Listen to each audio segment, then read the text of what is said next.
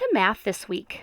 Last week, we built this chart and talked about understanding decimals, and I showed you how I like to use a place value line when I'm trying to figure out the different parts of a decimal.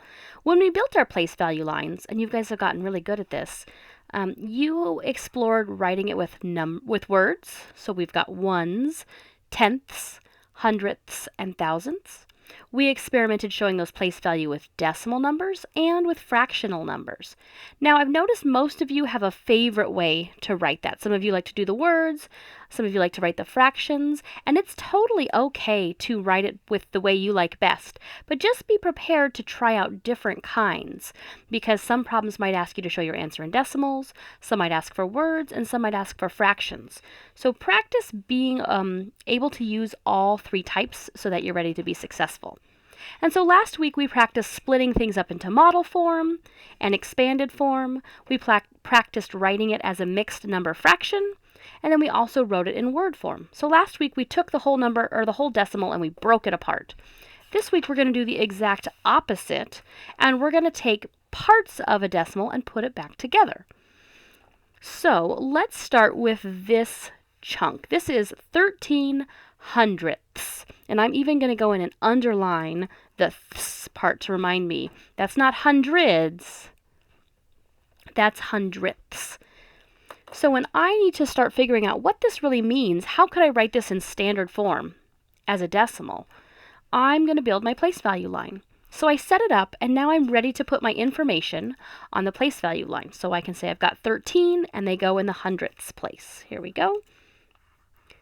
Now when I do this, I can tell there are a couple of you thinking, Mrs. Reef, you can't put 2 digits in one place value place. And you're totally right. I need to think about what this really means so that I can write it correctly. So in order to do that, I'm going to get my place value blocks, and I'm going to make 13 hundredths. Now you'll remember we talked about using the big square as a 1, so this would be my ones place. This would be a tenth, because 10 of these would make up a 1, and then these would be my hundredths. So I'm going to figure out, what does 13 hundredths look like? Let's see here, 1, 2, 3, 4, 5, 6, 7, 8, 9, 10, 11, 12, 13. All right, here's my 13 hundredths.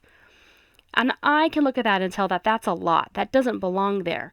I wonder if I can move one of these digits to a different place value place. I wonder if I can do some trading or some carrying, some regrouping. You've heard all those different ways of saying it.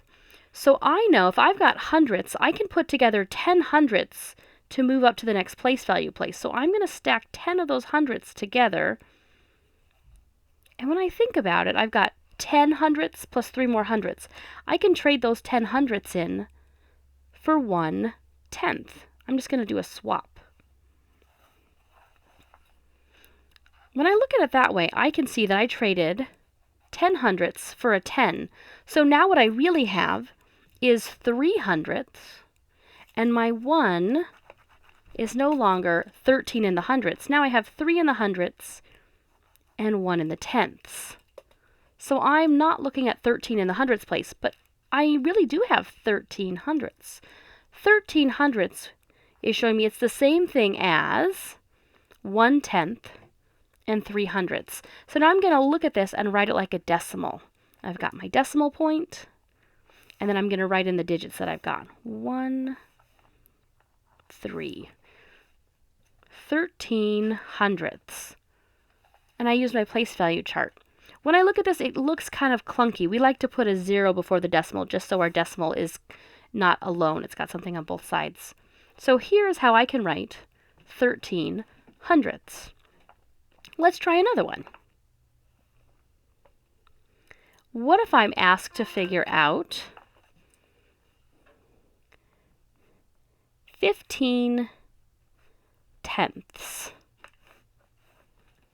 Now I'm going to try to think about, what is 15 tenths?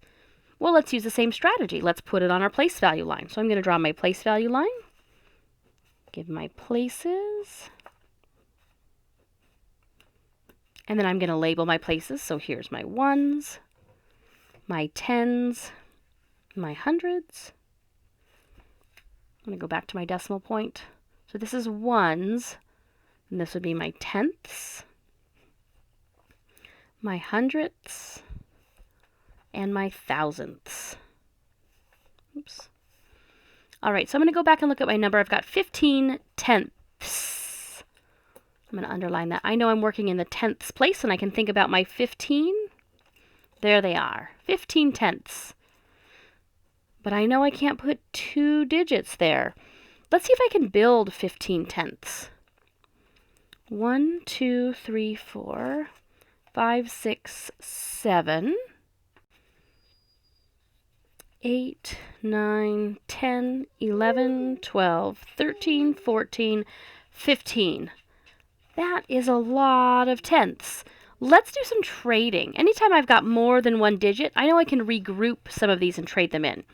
So if I want to trade up to the next place value, we always do that in groups of 10. So let's take out 10 of these. 1, 2, 3, 4, 5, 6, 7, 8, 9, 10. I'll leave my 5 there, but I'm going to trade these 10 in for the next place value up. So 10 tenths, I'm going to trade them in for 1. Looking at my 15 here, I'm going to leave these 5 in the tenths place, and I'm going to move my 1. It's not going to be 15 in the tenths place anymore. Now I've got 5 tenths. There's my 5 tenths. And I've got 1 in the ones place. So my 15 tenths is really 1 and 5 tenths. When they give me a certain amount to put in a place value, I can think, how can I do some regrouping? What trading can I do? This is the skill that we're working with today. Now, you don't have place value blocks at home, so we could still figure this out with modeling. I'm going to draw another line. Let's try another one together. Let's try a big one where I wouldn't have enough. What if I had 32 hundredths? Let's try that one. What if I'm working with 32 hundredths? I've got to figure out what that decimal is equivalent to. So I'm going to build my place value line. Remember, we can just do a few place values and then go back and add more if we need them. So I've got my ones, my tens, and my hundreds. Go back to my decimal point. My tenths, hundredths, and thousandths. All right, and I'm working with 32 hundredths. So it's going to be over here in my decimals, and I'm going to put 32. I don't even have 32 blocks here at home, so I'm going to try drawing them. 1, 2, 3, 4, 5, 6, 7, 8, 9, 10, 11, 12, 13, 14, 15, 16, 17, 18, 19, 20, 21, 22, 23, 24, 25, 26, 27, 28, 29, 30, 31, 32. All right, so let's look for groups of 10 that we can trade 10 hundredths in for a tenth. This is a group of 10. That's a tenth. Move it on up. This is a tenth. Move it on up.